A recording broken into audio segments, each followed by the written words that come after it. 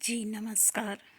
आज हम आपको दिखाएंगे कविता के माध्यम से देश में होने वाले बदलाव, समस्याओं को कविता के माध्यम से बताएंगे आपको।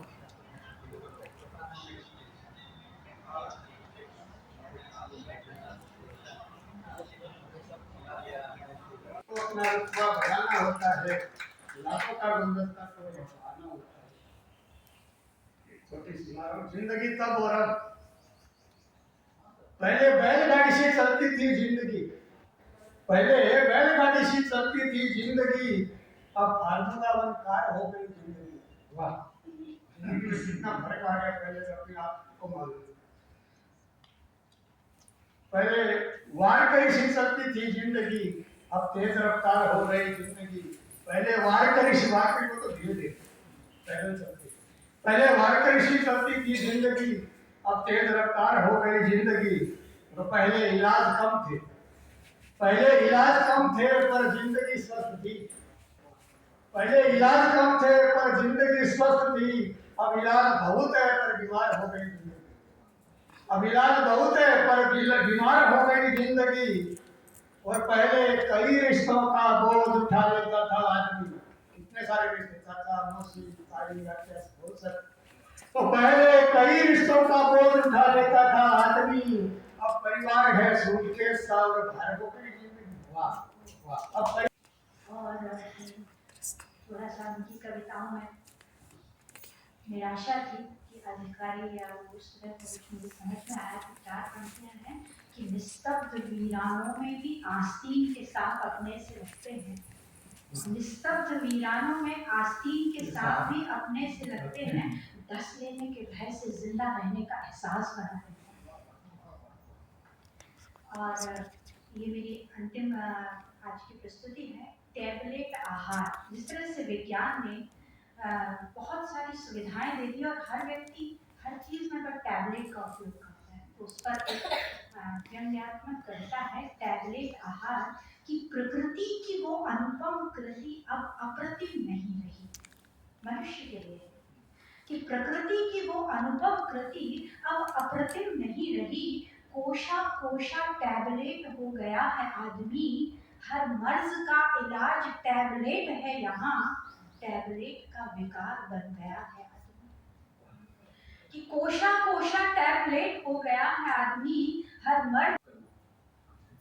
किसी शख्स की मौत का तमाशा देख आया हूँ कल, मैं अपने आप को मार आया हूँ।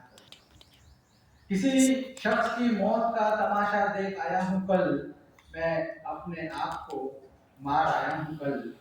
और किसी ने सजाया था अपना घर सितारों से, किसी ने सजाया था अपना घर सितारों से, उन सितारों को चुरा ले आया हूँ कल। दिए पर कूद कर दी जान परवाने ने अपनी, दिए पर कूद कर दी जान परवाने ने अपनी, उस दिए को मैं बुझा आया। जो घमंड करता है या जो घमंडी इंसान होता है, जैसे इन्होंने भी कुछ अधिकारियों के ऊपर अपनी कविता रची है, उसी तरह से दम्भ की बू यानी घमंड की बू। परमानेंट लोगों के डेस्क से दम्भ की बू आती है। मैंने देखा है उन्हें, उनकी दृष्टि हल्की सी ऊपर उठी होती है, गर्दन को टेढ़ा किए ये लोग आपको भूमि दिखाते हैं, होठों पर फरमान सजाए देते हैं।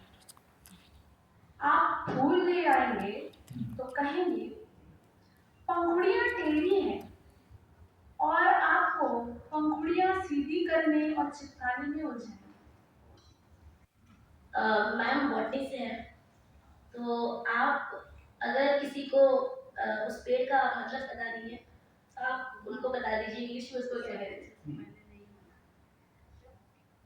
आजकल सपने अमलताज से लगे हुए हैं, रात में निकला हो जैसा पीला माता, माता का मतलब है चांद। आजकल सपने अमलताज से लगने लगे हैं, रात में निकला हो जैसे पीला माता। कर नींद बन जाता है। और इन दिनों तो मेरे चेहरे पर बारिश बन बूंद बूंद बरसता है। फिजाएं झूम उठती हैं जब सुबह सुबह बिखेरता है अपनी रंगीन रानाइयों। वो गली, वो शहर, वो चांद, वो सूरज, वे लोग सब अमरताज से लगने लगे हैं।